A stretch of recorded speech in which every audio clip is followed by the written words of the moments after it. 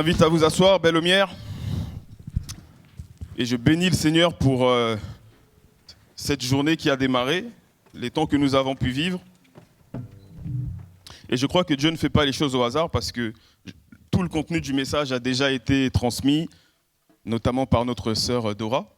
Et j'aimerais ce matin commencer le partage que le Seigneur a mis dans mon cœur par un groupe de louanges assez spécial que je vais inviter dès maintenant me rejoindre. On va juste faire deux petits chants. Oui. Merci. Merci pour les encouragements. Viens, fils, viens.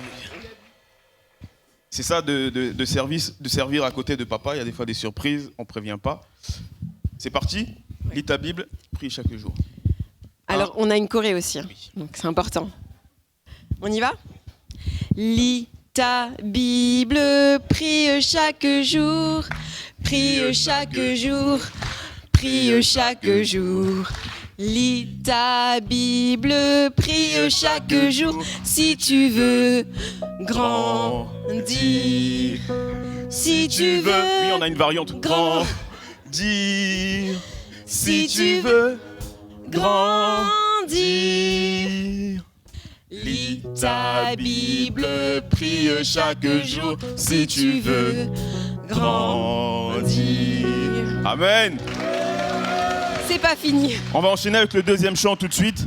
Chaque fois que tu pries. C'est parti ? Chaque fois que tu pries, que tu loues le Seigneur, l'enfer tremble, tremble de peur.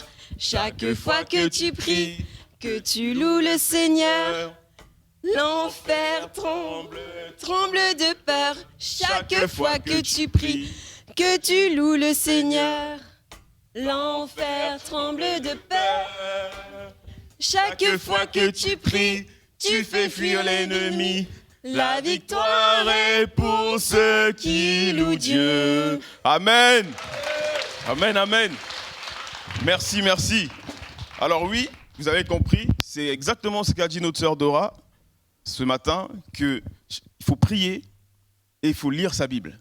Pourquoi prier et lire sa Bible ? On peut considérer que c'est un thème, on va dire, basique, un thème simple, que quelqu'un va dire, mais attends, mais je sais qu'il faut prier et lire ma Bible, mais qu'est-ce qu'il veut dire par là ? Mais Belle-Lumière, ce matin, je me dis, mais est-ce que c'est réellement si simple de lire sa Bible et de prier chaque jour ? Je vous laisse cette question en interne. Hein. Moi, ça me parle, ce message. Il y a des combats que j'ai, notamment de lire ma Bible tous les jours et de prier. Une fois que j'ai dit ça, je pourrais dire que la prédication est terminée. Lis ta Bible, prie chaque jour. Rentrons avec ça. Mais je vois quelqu'un qui est en train de me dire, mais attends, moi je suis venu prendre quelque chose de solide. Pourquoi il résume ça comme ça ? Peut-être que ce que je vais dire après n'est pas consistant pour toi, mais le Seigneur m'a amené ce matin à rappeler que nous devons prier chaque jour, nous devons lire notre Bible chaque jour. Tout ce que Jésus a fait sur cette terre, il a fait par amour. Il a fait par amour pour toi, il a fait par amour pour moi, il a fait par amour pour nous. Jésus n'était pas seulement sans péché, mais Jésus a apporté la solution dans la vie des gens. Jésus n'était pas seulement sans péché, mais Jésus venait changer le quotidien de la vie des gens. Mais pourquoi est-ce que Jésus insiste sur lire la Bible, prier chaque jour, méditer la parole chaque jour ? Tout ce que Jésus a fait, il a fait par amour. Et je me souviens tout petit, mes parents me disaient, mais révise tes leçons, apprends ceci, va réviser, fais tes devoirs, fais ceci, fais cela. Et moi, ça me contraignait. Je dis, mais attends, papa, ça va, j'ai vu ça à l'école. Et puis bon, aller réviser, c'était pas trop mon truc. Mais prier, bien aimé, c'est la respiration sans laquelle nous mourrons. Je répète, prier, c'est la respiration sans laquelle nous mourons. 1 Thessaloniciens 5, verset 17. Méditer la parole est le repas sans lequel nous mourrons à un moment donné. Matthieu chapitre 4, verset 4. L'homme ne vivra pas de pain seulement, mais de toute parole qui sort de la bouche de Dieu. La Bible dit que Élie était un homme de la même nature que nous.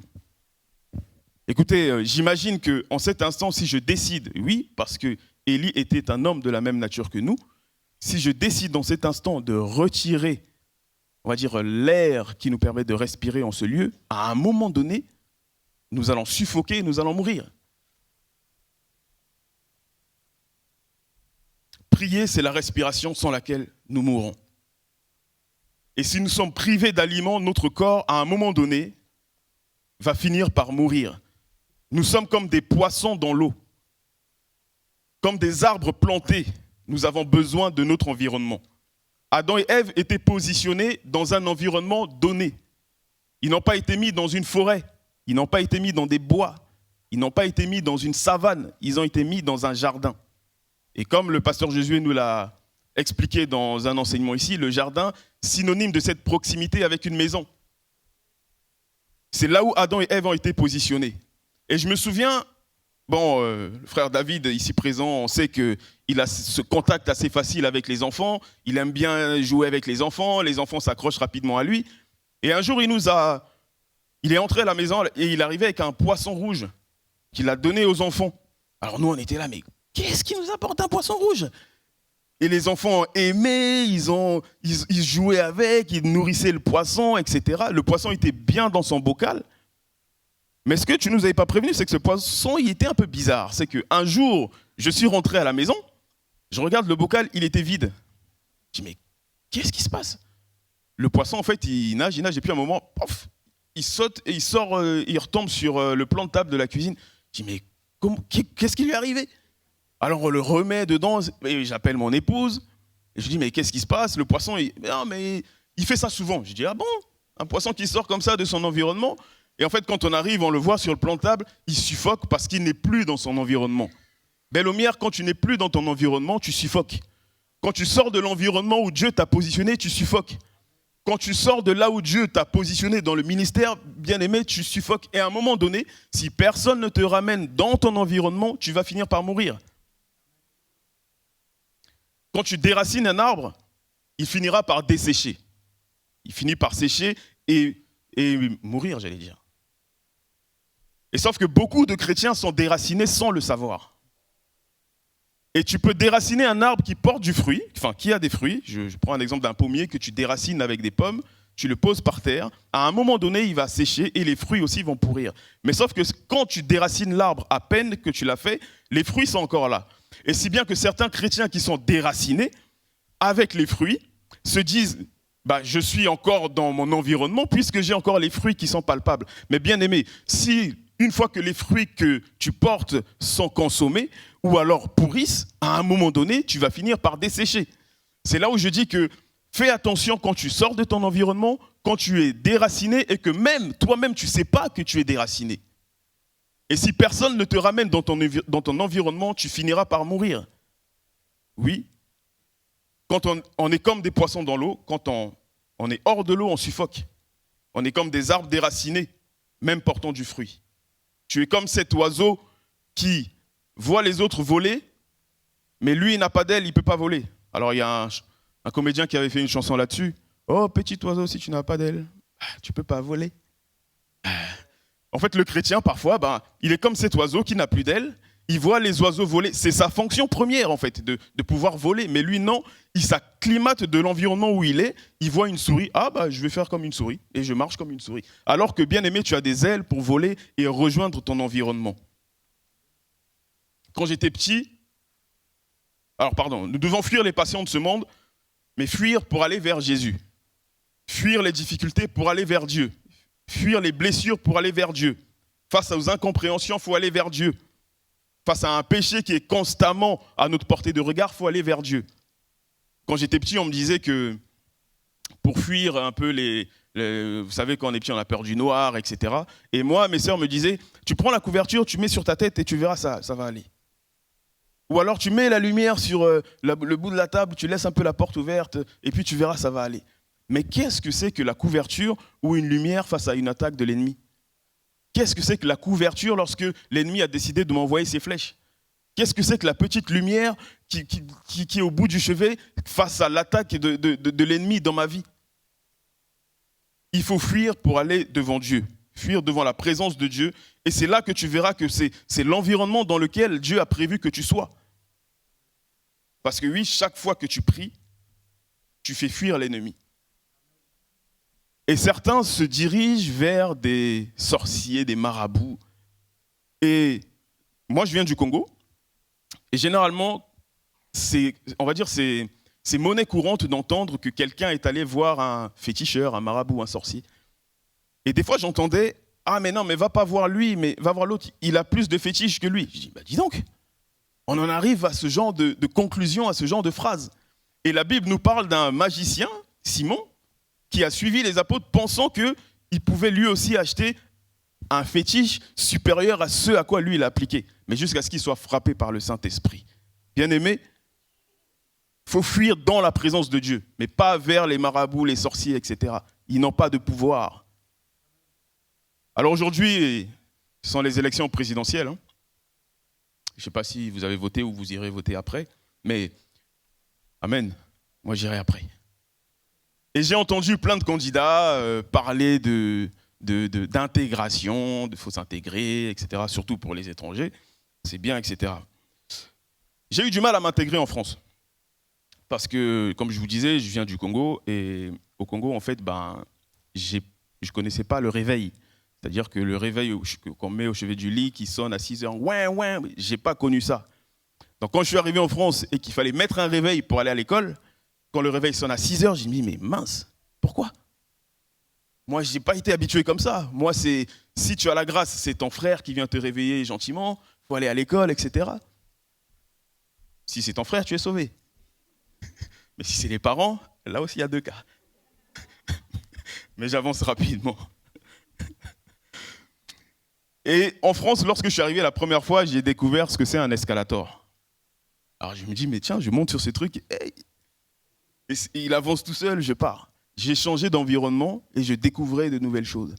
Voilà pourquoi je nous appelle aujourd'hui à entrer dans ce que j'appelle les lois du royaume, dans l'environnement du royaume des cieux, à découvrir des choses que nous, humains, on considère impossibles, on considère que ça a un non-sens, mais dans la présence de Dieu, ça change complètement toute chose. Alléluia. Moi, je sais que si je me mets à marcher sur la Seine, je vais couler. Mais tiens, Jésus dit, quand les disciples étaient dans la barque, ils marchent sur l'eau. Je dis, mais attends, mais ça, c'est les lois du royaume que je ne connaissais pas. Jésus dit que toute chose impossible à l'homme est possible à Dieu. Imposer les mains aux malades, ils seront guéris. Si un serpent te pique, tu peux ne pas mourir. Je dis, mais ça, c'est des lois que je ne connaissais pas. Alors je rentre dans cet environnement et je loue mon Dieu et je m'accapare de ces lois du royaume. Et c'est vrai, comme je vous disais, j'ai eu du mal à m'intégrer. La première fois, j'ai pris le train et je ne comprenais pas pourquoi, lorsque le conducteur annonce gare Saint-Lazare, alors qu'on n'est pas encore arrivé, en fait, tout le monde se lève, ils se dirigent tous vers la porte, comme s'ils allaient mettre une pression au conducteur pour s'arrêter tout de suite et sortir. Je dis, mais attendez, on a le temps. En France, les gens sont pressés. J'ai eu du mal à m'intégrer par rapport à ça. Et une fois, je descends pour prendre le train, il y avait grève, je me dis, tiens, je suis sur l'escalator, j'apprécie, quoi.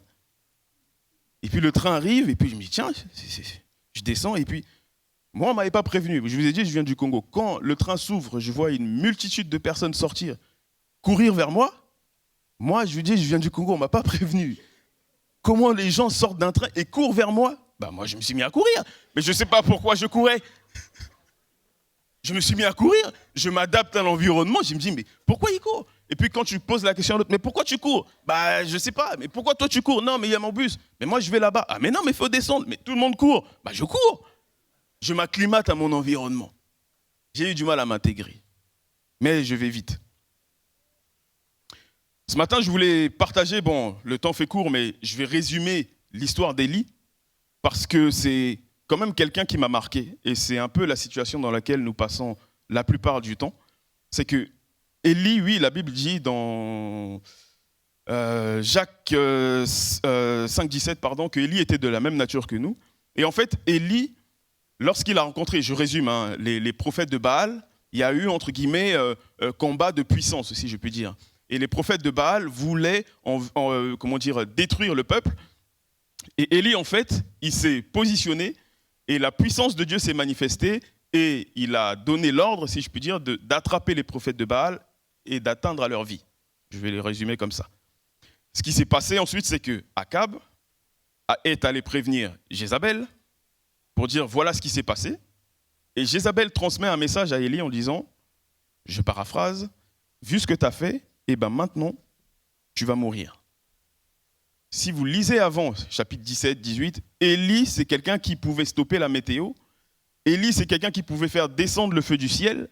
Élie, c'est quelqu'un qui pouvait, je ne sais pas, prier quand des jeunes se moquent et puis il y a des ours qui apparaissent qui peuvent déchiqueter tout le monde. Et lorsque la femme Jézabel lui dit « tu vas mourir », Élie a pris la fuite. Et il est allé se cacher et il est allé se plaindre jusqu'à réclamer la mort. Je dis, mais Seigneur, je me suis posé la question, quelqu'un qui a fait tant de choses avec toi, comment est-ce qu'il peut en arriver à cette conclusion de réclamer la mort?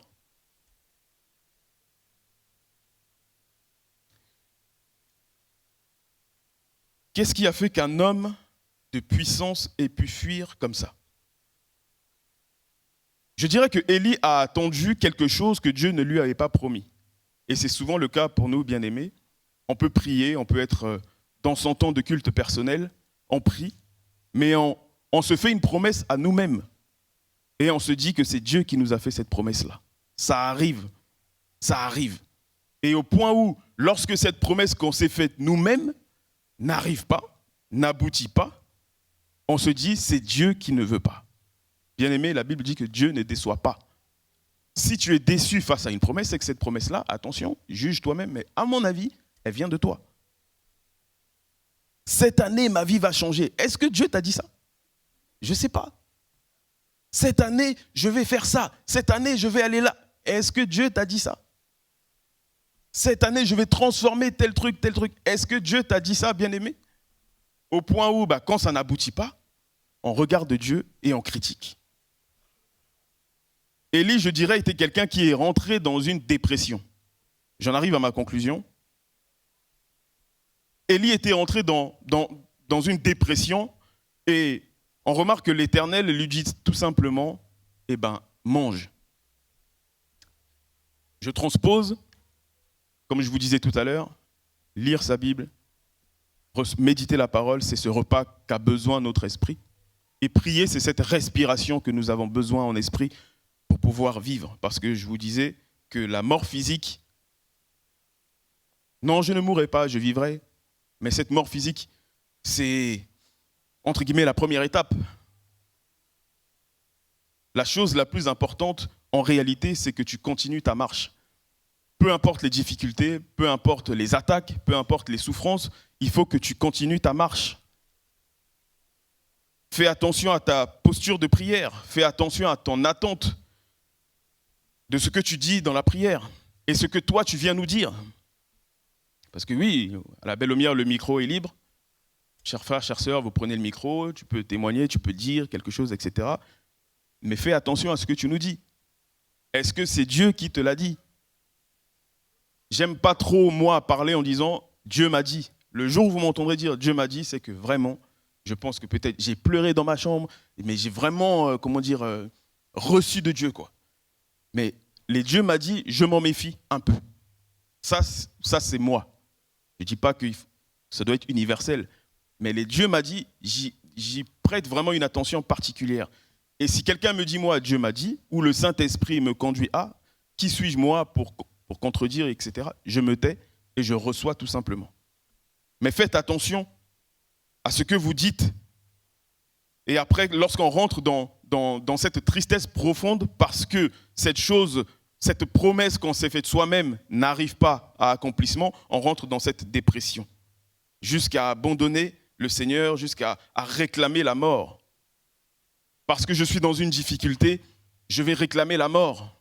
Parce que j'ai entendu que telle situation veut atteindre ma vie, je veux réclamer la mort. Bien-aimé, tu veux réclamer la mort pour Jézabel, là?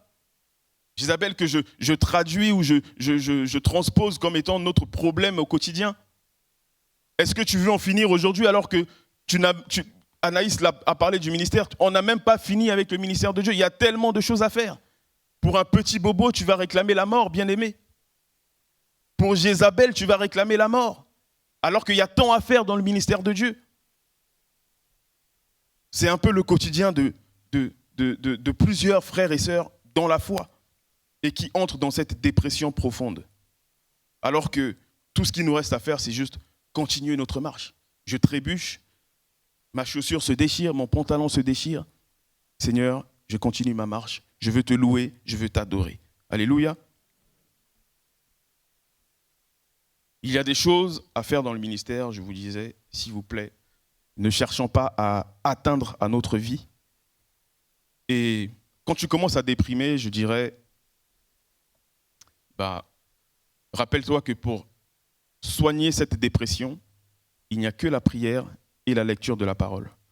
Pour résoudre cette dépression, il n'y a que la prière et la lecture de la parole. Je vous laisse cela au nom de Jésus. Soyez bénis.